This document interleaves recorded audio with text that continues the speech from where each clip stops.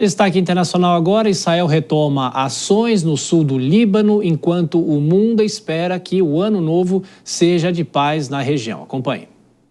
Tropas israelenses voltam a fazer uma operação contra o Hezbollah no sul do Líbano, apesar do cessar-fogo. Imagens foram divulgadas pelos militares que teriam destruído túneis e armas do grupo terrorista. O chefe do exército, Herzi Halevi, reafirmou que o país conquistou uma vitória importante. Ele destaca, no entanto, que pediu ajuda do governo para reativar a economia local. Os restaurantes, cafés, as pessoas que vêm aqui para pedalar e a agricultura florescendo, isso é vitória. Uma vitória duradoura, declarou o militar em um vídeo divulgado às tropas. A trégua com o grupo apoiado pelo Irã entrou em vigor em 27 de novembro. A medida veio 2 meses depois que Israel intensificou bombardeios e enviou forças ao Líbano após a violência iniciada pelo Hezbollah. Já em Gaza, o hospital Al-Nasr foi reaberto nesta terça-feira, mais de um ano depois de ter sido bombardeado. Um representante das Nações Unidas voltou a cobrar o fim dos ataques ao sistema de saúde palestino. A ONU reitera que o setor está perto de um colapso total.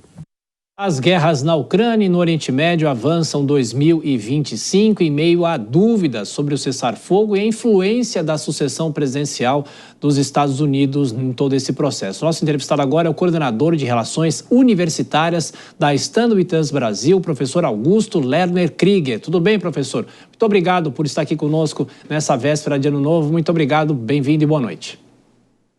Boa noite, Thiago. Boa noite a todos, boa noite a todas. Estou à disposição. Muito obrigado. Professor, é possível falar, olhando as duas guerras, qual guerra talvez mais se aproxime de um cessar-fogo? Tem todo esse processo da presença dos Estados Unidos também, que teria uma influência direta, principalmente na guerra do leste europeu, mas é possível fazer algum tipo de aposta para esse ano de 2025? Se a gente for analisar os fatos e não somente apostas do que pode ou não pode acontecer, eu vejo que existe uma possibilidade, um caminho a ser traçado para chegar a um cessar-fogo de fato entre Israel e o grupo terrorista Hamas. Primeiramente porque já se sabe que existe uma negociação entre israelenses, o Hamas, o Egito, o Catar e também os Estados Unidos, não somente com o governo do Joe Biden, mas também com integrantes do novo governo que toma posse no início de janeiro de Donald Trump. Então existe sim essa possibilidade de uma aproximação, de um cessar-fogo entre israelenses e palestinos, principalmente na faixa de Gaza, um cessar-fogo que já vemos ao norte de Israel, no Líbano, principalmente no sul libanês, mesmo ainda com algumas questões a serem resolvidas, porque esse cessar-fogo foi estabelecido entre Israel e o Hezbollah, mediado tanto pelos Estados Unidos quanto pela França, um cessar-fogo provisório de 60 dias. Então, nesses 60 dias, as tropas israelenses elas têm liberdade e permissão para ainda estarem no sul do Líbano, enquanto as forças do exército libanês vão estar presentes no sul do país. Mas, olhando mais para o leste europeu, eu vejo ainda uma diferença muito grande entre as partes, principalmente entre Volodymyr Zelensky e também o presidente russo Vladimir Putin, que não existe hoje na mesa uma possível cessar-fogo, ainda que a gente possa corroborar isso, a vinda do Trump, que ele já disse que ele quer um cessar-fogo tanto em Gaza quanto entre russos e ucranianos, mas agora há uma possibilidade maior em Gaza. Professor, vou chamar a Dora Kramer, nossa comentarista, que faz a próxima pergunta. Dora? Boa noite, professor. Bom, o cessar-fogo, ele é provisório, claro.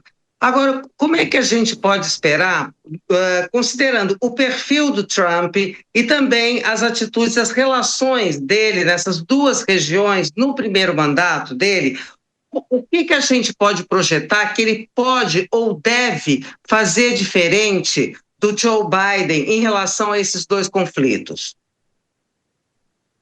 Trump, primeiramente, obrigado pela pergunta. Acho que é importante deixar muito claro. O Trump, as pessoas imaginam que ele é um presidente que vai entrar em guerras, em conflitos no Oriente Médio. A gente pode pegar o que aconteceu no primeiro mandato dele, de 2017, início de 2017 até 2021, que não tiveram guerras no Oriente Médio. O Donald Trump ele tem como objetivo principalmente no Oriente Médio, ainda mais adentro na questão entre israelense e palestinos, chegar ao mais rápido possível a um cessar-fogo. Ele já declarou isso diversas vezes, que ele não tem o objetivo de continuar o governo dele, que vai começar agora em janeiro, não tem o objetivo de continuar essas guerras. E a gente pode também analisar pela ótica que os países árabes sunitas respeitam muito e temem também o Donald Trump. Então, a partir disso, inclusive, os palestinos, há uma possibilidade que os dois lados cedam um pouco mais. Quais dois lados? Tanto israelenses, do governo de Benjamin Netanyahu, que se mostra também muito cético a também chegar a um acordo com o grupo terrorista Hamas, e também o próprio grupo Hamas a chegar num acordo. Então, com a pressão e também com questões que o Donald Trump é muito ligado também a Israel, há uma esperança que ele consiga fazer o atual primeiro-ministro israelense, Benjamin Netanyahu, a ceder em algumas propostas do cessar-fogo que Israel queira chegar, para conseguir, assim, chegar num denominador comum que seja bom tanto para israelenses, quanto para os palestinos, quanto para o Hamas, e também com a volta dos reféns. O Donald Trump já disse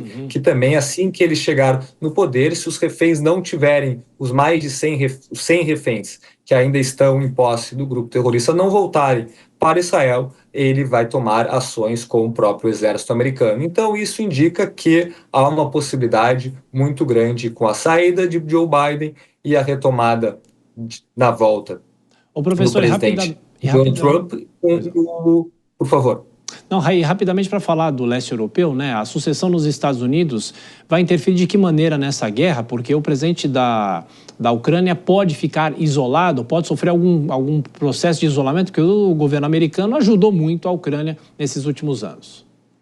Sim, não somente o governo de Joe Biden, mas todos os países do bloco da OTAN, principalmente na Europa, cito França, Alemanha, Itália e outros países, ajudaram tanto financeiramente como militarmente, enviando não somente dinheiro, mas também armas para a Ucrânia para se defender da ofensiva russa. A gente consegue ver uma possibilidade muito grande, inclusive, de troca de comportamento, tanto político como econômico, do novo presidente norte-americano, Donald Trump, na questão da Ucrânia. Principalmente, Donald Trump é uma pessoa muito crítica à OTAN, não por a OTAN existir, mas principalmente porque os Estados Unidos dão muito mais dinheiro proporcionalmente para a OTAN, que é a Organização do Atlântico Norte, do que outros países que fazem parte do bloco, principalmente os europeus. Donald Trump ele deseja que exista uma similaridade muito próxima de um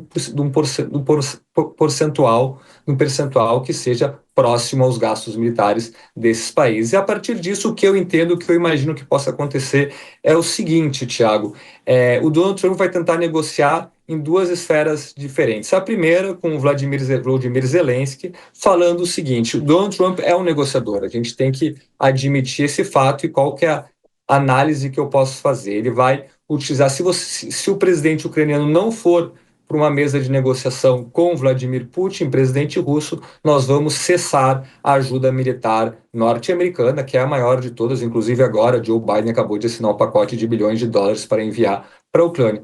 Pelo outro lado, ele vai também pressionar, pelo que eu imagino, Putin, dizendo: se o presidente russo não quiser negociar, nós vamos enviar mais armas para a Ucrânia. Então, eu entendo que ele vai pressionar ambos os lados, tanto o lado ucraniano quanto o lado russo, para tentar não somente chegar a um cessar-fogo, mas principalmente, primeiro, a estarem sentados numa mesa dispostos a tentar chegar a um cessar-fogo.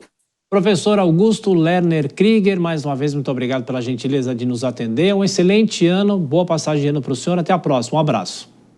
Obrigado, boa noite, feliz ano a todos e a todas.